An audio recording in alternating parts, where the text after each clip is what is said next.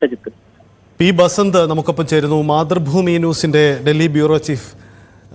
ശ്രീ ബസന്ത്, താങ്കളുടെ ഡൽഹിയിൽ താങ്കൾക്കൊപ്പം ഉണ്ടായിരുന്ന ആളാണ്. അതുകൊണ്ട് മുകേഷ് ആരായിരുന്നു, എന്തായിരുന്നു എന്നത് താങ്കൾക്ക് ഏറ്റവും അടുത്തറിയാവുന്നതാണ്. ഈ ദുഃഖം, ഈ ദുരന്ത വാർത്ത താങ്കൾ എങ്ങനെ അനുസ്മരിക്കുന്നു? എന്നെ സംബന്ധിച്ചിടത്തോളം എൻ്റെ ഒരു സഹോദരൻ നഷ്ടപ്പെട്ടതിന് തുല്യം തന്നെയാണ്. കാരണം ഞാനിവിടെ വരുമ്പോൾ എൻ്റെ വീട്ടിൽ ഏറ്റവും പ്രായം കുറഞ്ഞ ഒരു ക്യാമറമാനായിരുന്നു മുകേഷ്. പക്ഷെ മുകേഷിന് വെറും ക്യാമറ മാത്രമായിരുന്നില്ല മുകേഷിന്റെ ലോകം, അല്ലെങ്കിൽ ക്യാമറയുടെ കണ്ണുകളിലൂടെ കാണുന്നത് മാത്രമായിരുന്നില്ല മുകേഷിന്റെ ലോകം.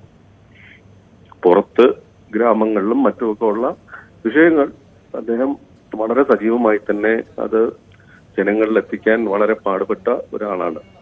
അതിജീവനം എന്നുള്ള പേരിൽ മാതൃഭൂമിയുടെ തന്നെ ഓൺലൈനിൽ അത് വളരെ കൃത്യമായി ആ വിഷയങ്ങളൊക്കെ തന്നെ പകർത്തിയെടുത്ത് അത് ലേഖനമാക്കി മാറ്റാൻ മുകേഷിനുണ്ടായിരുന്ന ഒരു കഴിവ് വളരെ വലുതായിരുന്നു.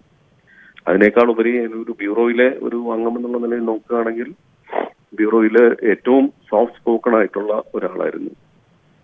ഒരു രീതിയിലും ഉറച്ചു സംസാരിക്കുകയോ ഒന്നും ചെയ്തിരുന്നില്ല മുകേഷ്.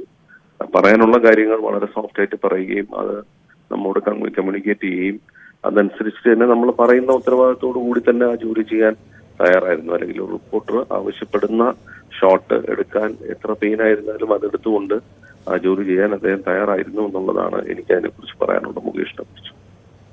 തീർച്ചയായും താങ്കൾ അനുസ്മരിക്കുന്നു. ഓർത്തെടുക്കുമ്പോൾ അതാണ് മുകേഷ് പലർക്കും പല ഓർമ്മകളാണ്.